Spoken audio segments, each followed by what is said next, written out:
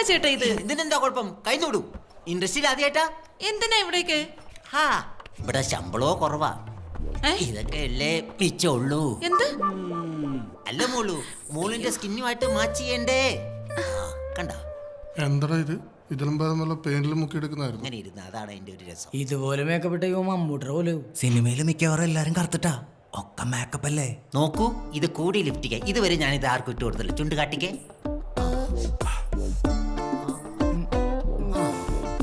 ഇവനൊക്കെ സമ്മതിക്കണം. എന്തൊരു യോഗല്ലേ. സിനിമയിൽ എല്ലാരെയും ഇങ്ങനെ വെളുപ്പിക്കോടാ.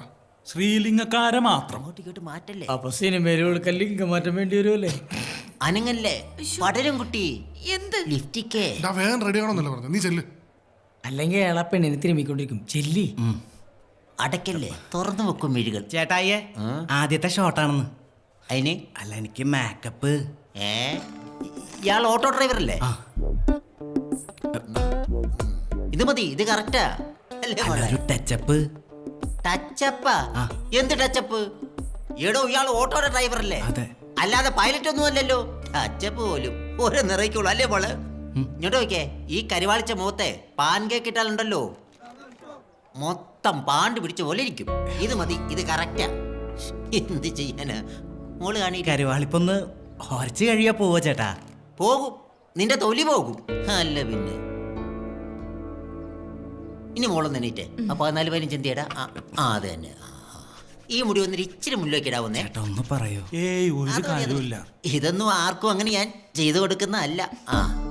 അങ്ങനെ എന്തോ അവൻ്റെ ഒരു മേക്കപ്പ്. നമ്മക്കൊക്കെ എന്ത് മേക്കപ്പെടാ. നീ വന്നേ, വാ. പാണെങ്ങട്ട് എന്റെ മേക്കപ്പിലല്ലേ.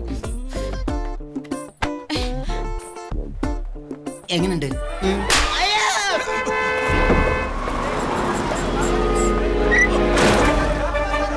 സൂപ്പർ സ്റ്റാർ വന്നോ? ഇങ്ങനെ ഇത്ര പെട്ടെന്ന് എത്തിയോ? കണ്ടില്ലെങ്കിൽ വല്ലതും പറയും.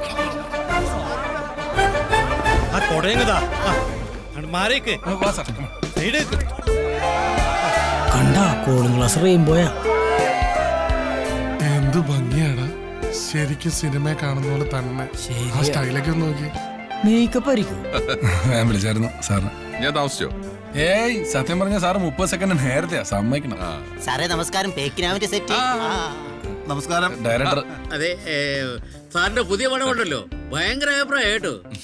100 days ഉറപ്പെന്നാ പറയുന്നത്. അത് ഞാനൊരു ഡിഫറെന്റ് ആയിട്ട് ചെയ്തു നോക്കിയതാ. ഫീൽ ചെയ്യില്ല കേട്ടോ.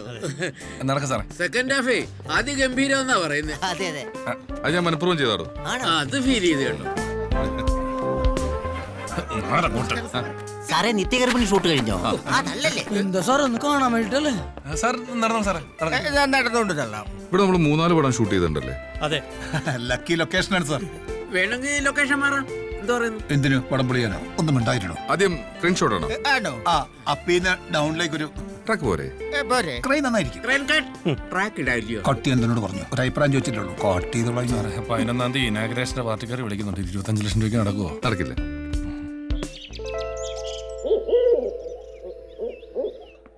അവരോട് വേണേ ഡേറ്റ് മാറ്റുന്നത്. തുടങ്ങുമല്ലേ സാർ? ഏതാടോ ജോണ ആ പെൺകുട്ടി? രാധാമണിയാ, സാധു സ്ത്രീ. അതല്ലടോ അവിടെ ഇരുന്നത്. അത് സാറിന്റെ അനിയത്തിയായിട്ട് അഭിനയിക്കാൻ വന്ന കൊച്ച. എന്റെ നിത്യോ? ആ അതെങ്ങനെ ശരിയാവും? അത് അത് ശരിയാവില്ലത്. ശരിയാവൂല സാറേ, നല്ല കൊച്ചാണ്.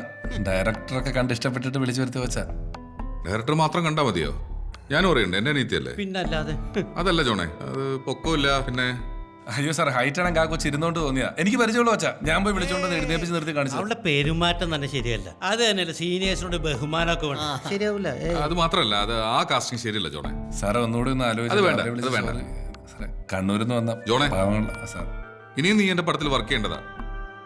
നമുക്കത് വേണ്ട കേട്ടോ. ചെല്ല്. ഉള്ള പണി കളയില്ലേ, ചെല്ല്. പൊക്കം ഒട്ടുമില്ല സാറേ, മുടിയും കുറവാ. അത്രേ ഉള്ളൂ. സാറേ ഇതാണ് ഷർട്ട്.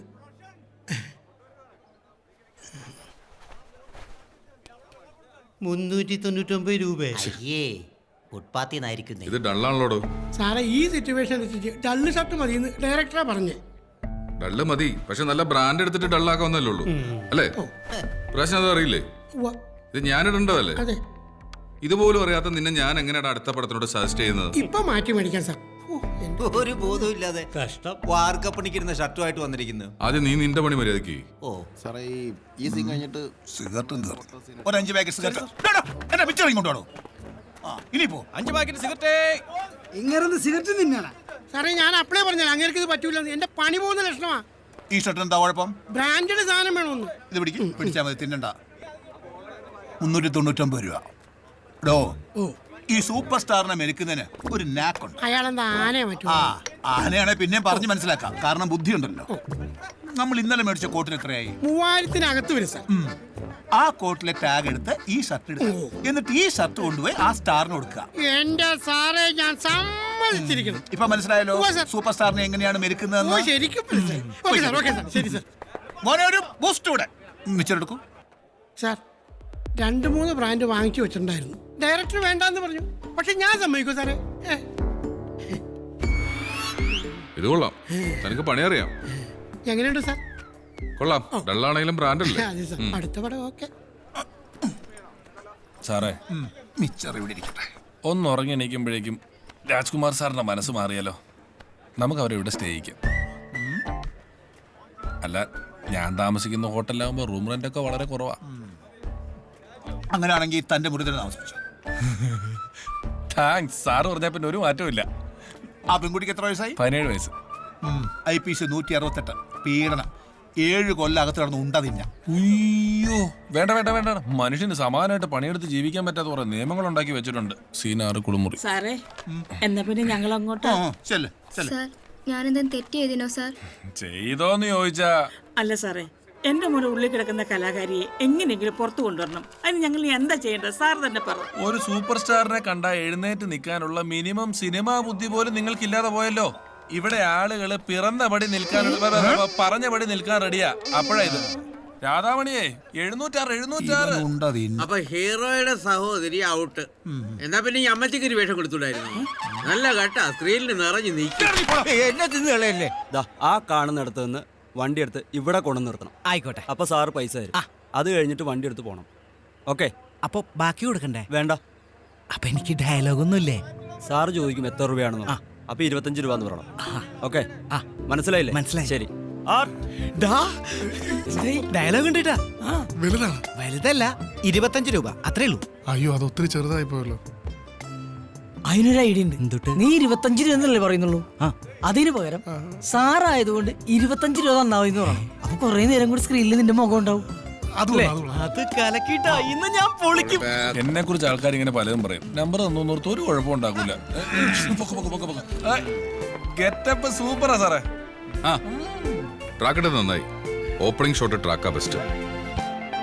ഈ ആംബിയൻസിന് ക്രെയിൻ കൊള്ളാം. ക്രെയിൻ പേടിച്ചു പോയില്ല സാർ, അടുത്ത ഷോട്ട് നമ്മള് ക്രെയിൻ മതി, തുടങ്ങാം. ക്രെയിൻ